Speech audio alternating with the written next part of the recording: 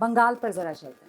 वहाँ पर ममता बनर्जी और दीदी की शैली बेहतर तरीके से आप दर्शकों को बता पाएंगे, क्योंकि एक परसेप्शन उनके बारे में बनता है कि साहब बहुत ही ज़िद्दी किस्म की औरत हैं, वो जो फैसला ले लेती हैं शायद उस पर टिकी रहती हैं अपने फैसले पर, लेकिन इंडिया गठबंधन के साथ आई और फिर गठबंधन से अलग हो गई। इससे ममता बनर्जी की जो सियासत है बंगाल में, उसे फ़ायदा होगा या नुकसान? कि मैं दीदी के साथ मैंने 2 साल काम किया है और बंगाल के चुनाव में मैंने दीदी को फ्लेक्सिबल और काम करने में बहुत, जिसके साथ काम करने में आसानी हो वैसा ही पाया। मुझे कम से कम व्यक्तिगत तौर पर मैंने ये कई मौक़ों पर मैंने कहा है कि मुझे दीदी के साथ काम करते हुए कोई दिक्कत हुई नहीं, लेकिन मैं बंगाल में बीजेपी और टीएमसी में बड़ी लड़ाई देखता हूँ। कई लोगों को जो ऐसा लग रहा है कि विधानसभा में जिस तरह की सफलता टीएमसी को मिली थी, इसका मतलब है कि बीजेपी एकदम कमज़ोर पड़ गई है पश्चिम बंगाल में, वो बहुत बड़ी भूल कर रहे हैं। बंगाल में BJP is a rising force और टीएमसी को बहुत बड़ी चुनौती है, और टीएमसी ने अगर ठीक से चुनाव नहीं लड़ा तो उनको 2019 की तरह झटका भी लग सकता है। ये बंगाल के अंदर अभी संदेश खाली वाला मामला बहुत गर्म है, तो ये जो संदेश खाली में हो रहा है, इसको आप एक चुनावी पैतरे के तौर पर या ये मौसमी माहौल के तौर पर खबर, या फिर ये ध्रुवीकरण के लिए किया जा रहा है?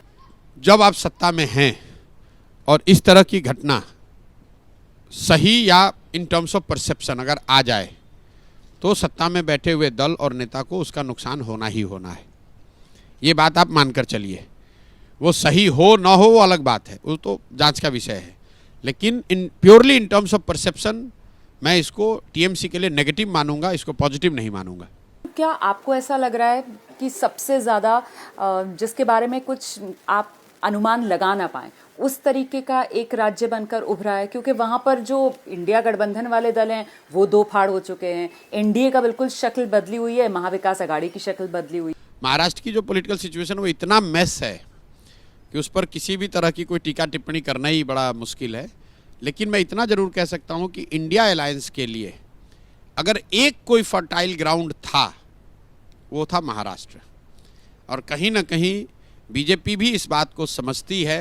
बिहार के मुकाबले भी बिल्कुल सबसे फर्टाइल ग्राउंड महाराष्ट्र था, और बीजेपी को इसकी भनक, इसकी खबर, इसकी जानकारी है। इसीलिए आप अगर पिछले 1 साल में प्रधानमंत्री के दौरे अगर देखें, नॉन पॉलिटिकल दौरे, तो सबसे ज़्यादा दौरे उन्होंने महाराष्ट्र और तमिलनाडु में किए। इंडिया अलायंस अगर बीजेपी के हिसाब से देखें तो एक प्रॉब्लमेटिक स्टेट जो उनके लिए था वो महाराष्ट्र था, और धीरे धीरे महाराष्ट्र को उन्होंने रिकूप किया है।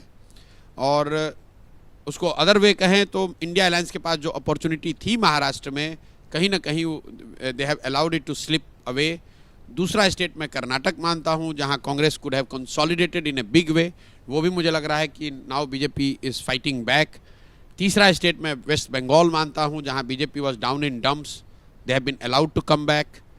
और मुझे लग रहा है कि इन तीनों स्टेट जो बड़े राज्य हैं, इन 3 बड़े राज्यों में, और अगर विधानसभा के नज़रिए से देखूं तो मध्य प्रदेश वो राज्य था जहां बीजेपी बैकफुट पर थी कर्नाटक के बाद, वहां पर Congress has allowed BJP to come back.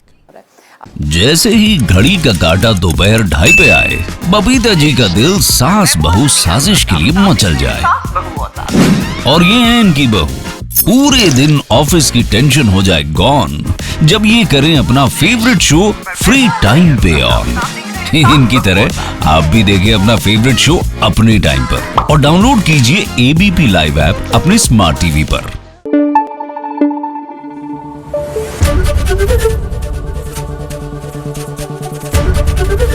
ABP news आपको रखे आगे।